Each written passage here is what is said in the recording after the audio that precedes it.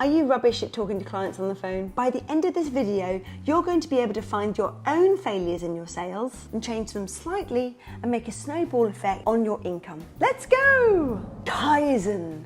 What is Kaizen? Why have I just said Kaizen for no reason? The Kaizen is a compound of two Japanese words that translate as good change or improvement. However, now Kaizen has come to mean continuous improvement.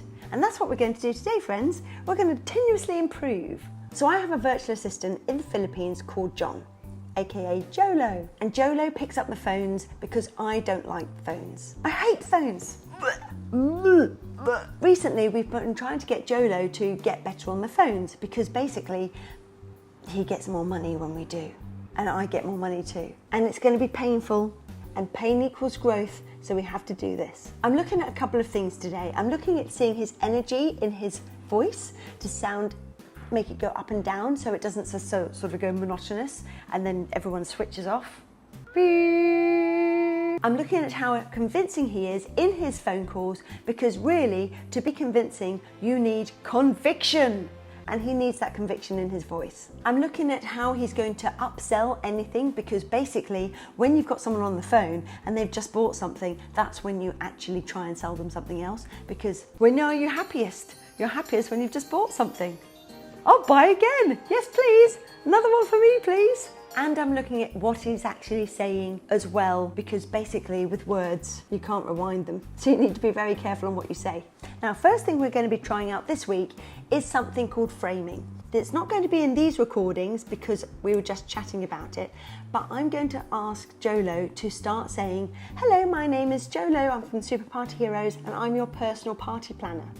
Doesn't that sound nice? I would like a personal party planner. Do you know Apple do this in their shops? If you've ever been to the Genius Bar, they're all geniuses. You've got these 20-year-olds, actually they are very clever. I don't know how they do it, but they're wandering around in like white tops with genius on their name. So you automatically think, gotta talk to that genius, he's a genius. And that's what we're doing. We're framing ourselves so that we're more approachable for the clients. Now, Jolo sometimes gets people being a bit narky towards him.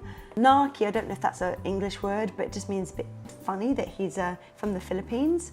But remember, anybody trying to bring you down is already below you, so just don't worry about it. We'll see if any of these recordings have anyone like that in it. Oh, customers, don't you just love them? So here we go for the first recording. Hello, Lauren speaking. Lauren, hi, this is John from Super Party Heroes with superstuff.com. How's it going? Good, how are you? Good, good. Hey, just got the inquiry for a badge. Okay, first of all, inquiry. Now we're in Australia, so when you're talking on the phone, make sure that you can know the word that you're saying. Inquiry is how they say it over here. That also goes for things like towns that you know as well. So make sure you know your area and how they pronounce it. Okay, so this is the second recording. Hello.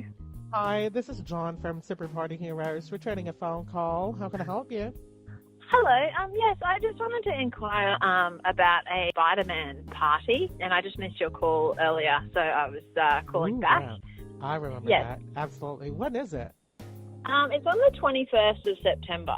Oh, got it. I'm sure that we're fully booked. Let me see. Okay, so when Jolo says sometimes that we're sure we're fully booked, most of the time he's actually telling the truth. Sometimes he might spin it a little bit and there might be just a couple of spots left, but it always sounds good to the client and they think, oh, I've got to go book it in. Now, if you like these tips, I've got a guide on the simple steps to become a well-paid kids party entertainer as a side hustle or as full-time. Now, I believe that this is the best job in the world, especially if you love working with children. So just comment below, give me the guide, and I'll send it to you. Or if you click on the link below, you'll also get the same guide. Okay, so this part here is where Jolo starts to tell the client what happens in it. Have a listen up. The package itself goes for an hour, which is our popular package that we have anyway. Children get tired eventually after 1 hour of playing games. Children get bored eventually after 1 hour playing games. We don't want to put anything negative into our phone calls because it's sort of like someone telling you bad news. You don't want it. You want to be always upbeat. And I don't really think it's true about the 1 hour. But what I think is happening is that Jolo's trying to make sure she squishes into 1 hour so that he can fit her in. We went to one of his friends' parties, actually, and that's how we heard about you guys. Oh, that's fantastic. I mean, how was the show for you? Was it great? So in this, Jolo is now trying to get to the client to say how good the show was that she's seen recently, trying to get her to remember that memory of happiness. Making him feel that he has a new best friend, which is Spider-Man, doing a mission together, saving them. So if you have a listen, he's talking about, he's not saying, oh, we've got to do parachute games and balloon twisting. He's saying how the superhero is going to be turning up and having your son as a new best friend and having this big mission. So he's trying to make the story, the picture of the story come to life. Saving the day. That's how it's going to look like, and it's super cute and really memorable for the child. The activities, I mean, I would say games that we play are games that they already know how to play. We're just going to call them differently to actually theme the show. Where he says the games that they already play, it sort of brings it down a bit. So we need to make sure that we keep it really high rather than, oh, you've heard all these games before. So there are like tug of wars and there, tagging activities, red light, green light, those bunch of things. I mean, those games you've probably seen, but sometimes it changes depending on the factors that we consider. So with that, for example, instead of saying we've got tug of war, red light, green light, nobody has any idea what red light, green light is. That's just what we call it in-house, is red light, green light. You can say things like we test their strength by doing this big tug of war game with all of their friends where they all fall around. We play this game where they wrap up half of their friends and rescue them by screaming, help me, and the other half have to run and rescue them. So it's a really active sport. So we're not really just saying red light, green light, parachute games, all of those sorts of bits. As you know, activities always change depending on how the kids would react. But the main goal there is to make sure that the birthday child and his friends gets a really best time doing activities and playing games together. Apart from the games that we do, we also do a part where the entertainment. Now at the moment it's starting to go there needs to be some breakup as well in the conversation, so some pausing. Sometimes the client will come in, but that's okay. Give the client a bit of breathing space just to come back and say, oh yes, I've seen that before, just so that they're not listening to this. It's sort of like when you have the insurance company and they're like, I have to write this disclaimer, our third-party property. It has to have a bit more body to the conversation. Now, if you like this video, please show me you liked it by ticking the thumbs up down below. And if you have any input for the next video, please comment below so that I can hear your point of view, as I do really want to hear what you have to say, because you have also got great ideas too. Does magic tricks for the kids, just to get them amazed that he has superpowers or something. So it sounds with this one, we have to have magic tricks and get them amazed, but there's no, when you say the word amazed, it has to sound amazing. When they do these magic tricks, it's really amazing because the children are just at the front, just gasping at how they did these tricks. Just a little fake laugh in there, just to get a little bit more body into that conversation.